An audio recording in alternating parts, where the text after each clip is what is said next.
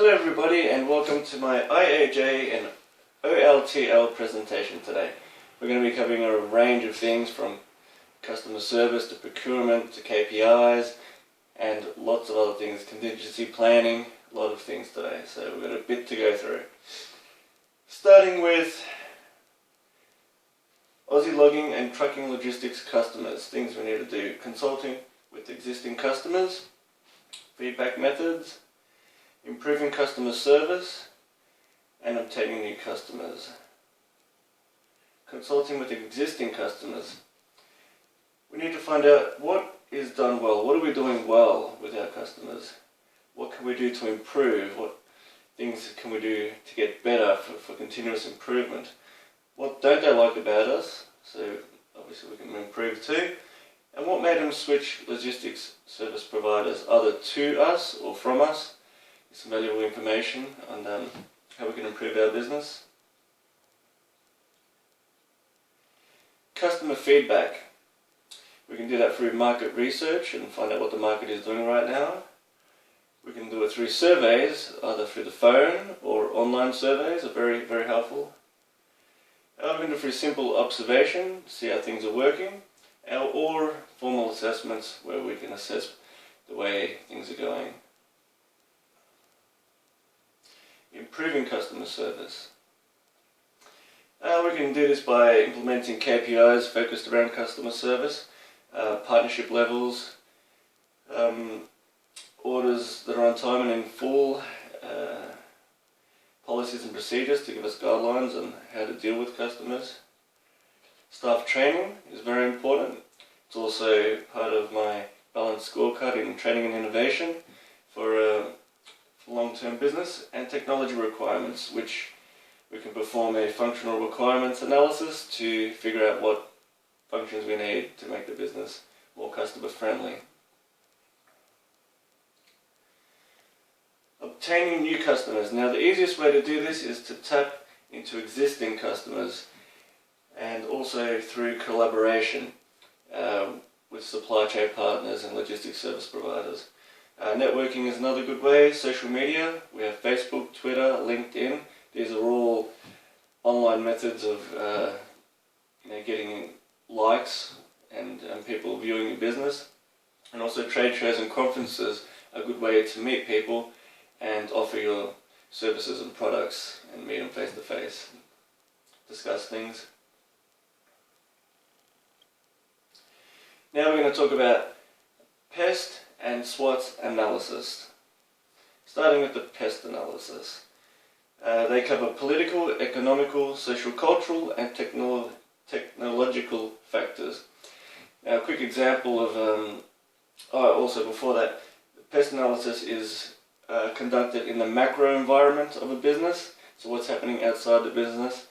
For example, there could be a cow in Indonesia that got killed with a shovel, and the social outrage to that could be horrendous, which causes political factors to kick in, and that might cause a ban of exports into Indonesia, which for the economy in Australia will be absolutely shocking.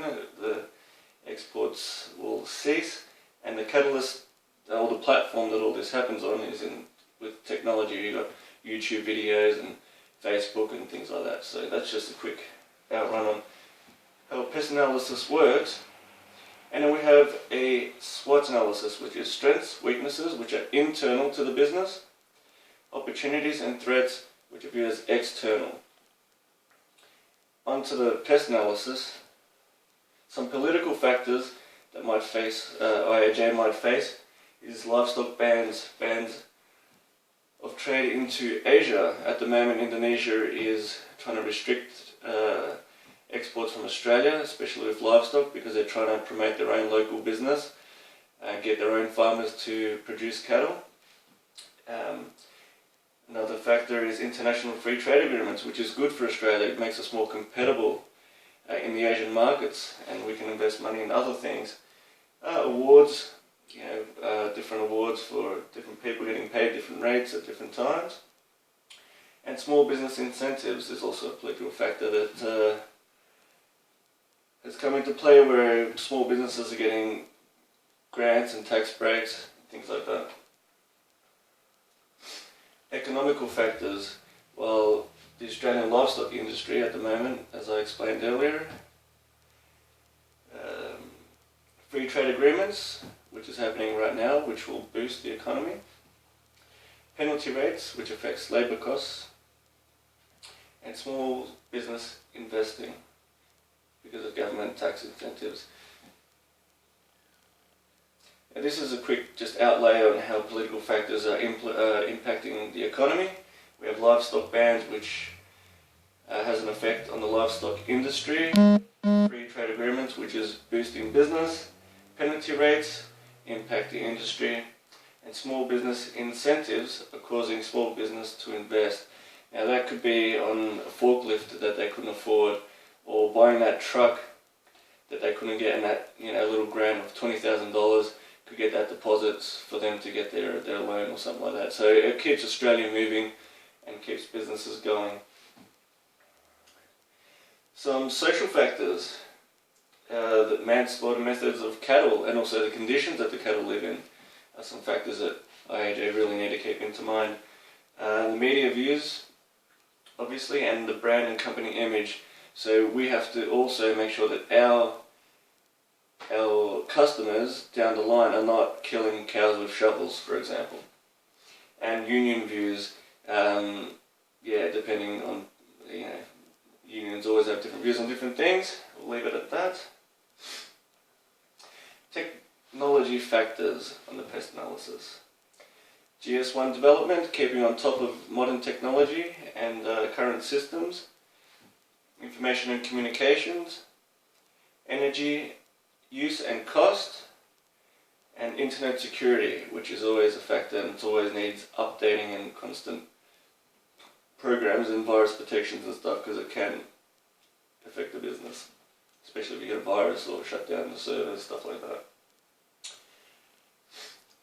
SWOT analysis, we're looking at strengths and weaknesses, we're looking at opportunities and threats to the business. Some strengths I believe IAJ have at the moment are strong growth. We've been, the last couple of years have been getting lots of strong growth.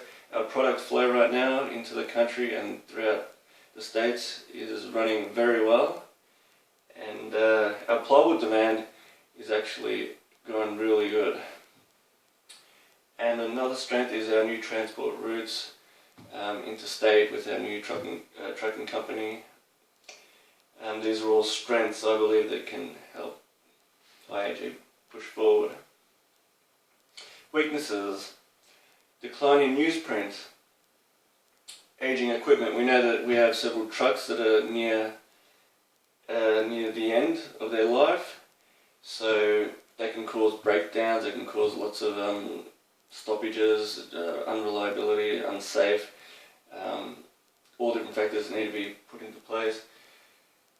Critical first 12 months, I believe in the merger it's very important to have a good strategy in the first 12 months for the short term. If we can't keep up to that, and hopefully it won't become a weakness, but we can also make it become a strength too, if done properly. And customer confidence in merger. Well, some people don't like change, I believe, so we have to really show them that we mean business. So it could be viewed as a weakness, but also a strength at the same time, if we approach it the right way. Opportunities. We have opportunity to expand business now. We have new avenues. Reach new customers with our new logistics service provider company. We can offer more services to our customers. And partnership, internal and external. I find that a very strong opportunity to strengthen the ties upstream, downstream, throughout the whole supply chain with our internal business and with our customers too.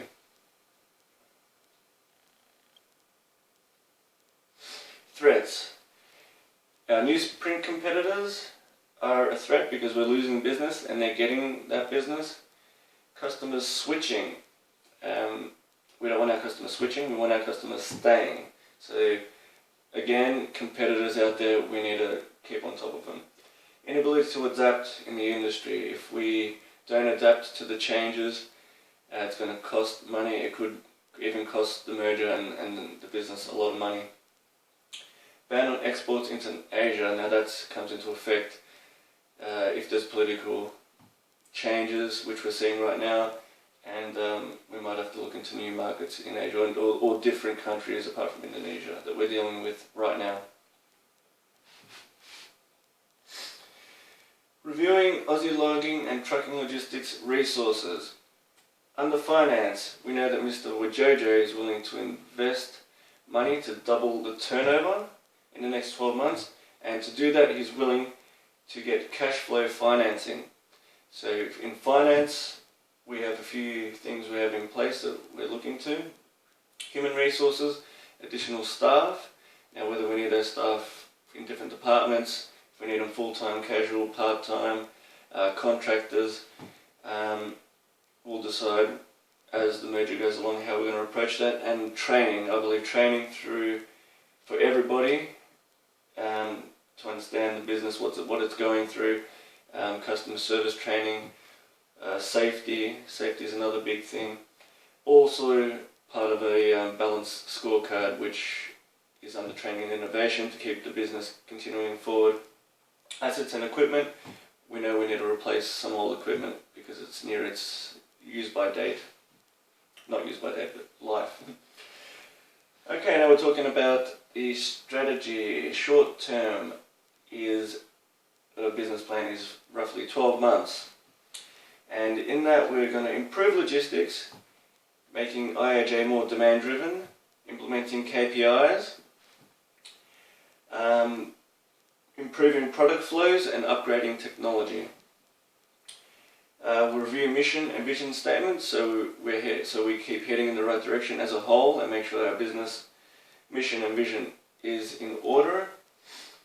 Review IT requirements. This is the development of EDI, e-procurement, e-commerce, e-business, all the online business functions that a business these days really needs to function properly. Review staff requirements and training, which we discussed earlier. Medium term, 2 to 3 years. Our plan is to develop our website, bringing us business tools and making it user-friendly for our customers. Manage decline in newsprint, which with reports and different data analysis will decide on how to approach that in a steady stream. Expand plywood into New Zealand, that's still in the works. Optimize resources for Aussie logging and trucking logistics, which we will discuss a little bit later on in this presentation. Long term, 3 to 5 years. Expand into South Africa. Rebranding. Maximize e-business potential, which is undergoing right now. Investigate new acquisitions. Contingency plan. What is a contingency plan? A contingency plan is a plan diverse for an outcome other than the usual. So it's a plan B. It can be due to negative events or positive events, but generally it's referred to as negative events. Contingency plan. Threats covered by contingency plans include crisis management, business continuity, asset security, mismanagement and reorganization. Contingency plans include goals to deliver minimum service, time periods, first hours, days, months, depending on the situation, how long it's going to go for. The trigger could be a tsunami in Indonesia, it could be a military action in Asia, it could be live export bans, it could be anything. So you have to be prepared for the unknown. Keeping it simple for everybody to understand. Consider resource restrictions in a contingency plan in case things go wrong. Identify everybody's needs. Define success till it's business as usual. Include plans in the standard procedures. Manage risks, which is done by reducing the risks. Identify operational inefficiencies. all things need to be considered in a contingency plan. Now we're going to discuss KPIs. Measurement goals must consider supply chain goals, and there's three different things. We've got tactical, strategic, and operational, which I've marked as T, S, and O for later on in this presentation, which can also be financial and non-financial. Planning KPIs. Effectiveness of distribution planning. This is a tactical KPI. How well is our business and distribution planning going? Is everything going according to plan? Total supply chain cycle time, which is strategic. Accuracy of forecast techniques. Are we getting enough stock? Do we need to get more? Are we not getting enough? Different things that need to be really looked into, because it can be hazardous if you've got too much stuff on your floor and it's not moving. Total inventory, which is operational, and scheduling accuracy is very important too, which is tactical. Supplier KPIs. Partnership level. Having a good partnership with your suppliers is very, very important. Supplier assistance in solving problems. If we call them, are they willing to help us? Do they leave us on hold for half an hour? Do they say we're going to get back to you and then never do? Supplier rejection rates. Are they supplying us the quality we want? Are we receiving it damaged? The rejection rate is also very important, which is an operational KPI. Delivery reliability, which is very important. We like our stuff delivered, especially if we've got other people waiting for our products. And quality of delivered documentation, making sure that all the documentation is correct, so we can continue with our business.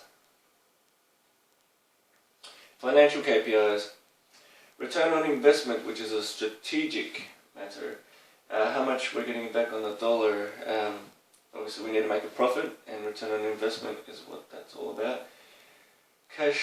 Total cash flow time, what our money is doing going in and out of the company. Operating costs, which is operational. That could be the cost of the IT department, the cost of accounting, things like that. Carrying costs, electricity, insurance, gas, that's operational.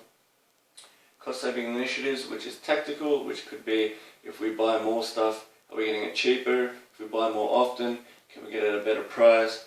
If we switch suppliers, can we get better with a better quality, things like that.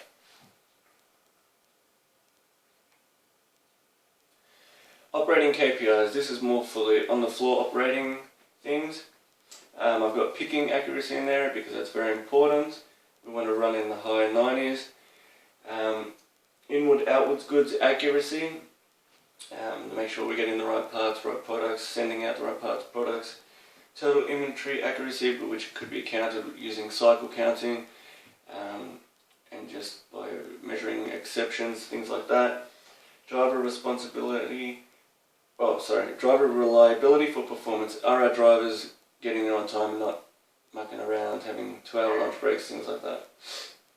Next, delivery KPIs. Delivery performance, which is strategic. Are we getting our stuff there on time, accurate in full?